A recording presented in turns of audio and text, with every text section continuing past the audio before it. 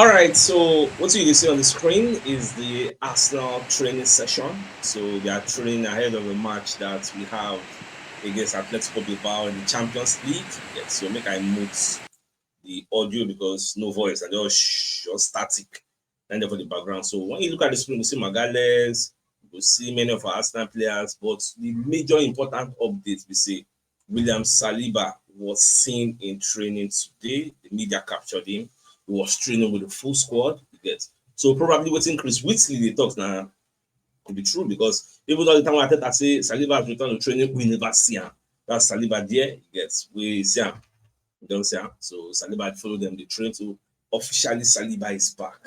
That is the message. Saliba is back. But if you watch the training, you get I watch about it is like maybe 30 minutes or thereabouts. No Odegaard, no Bukayo Saka.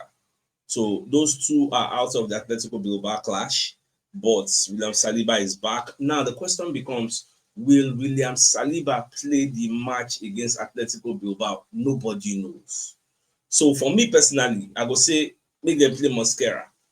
Then maybe that kind of 70 minutes if you bring in Saliba. Saliba just gets more match fitness, get used to the intensity he gets. Or the still leaves Mosquera and then just play out everything.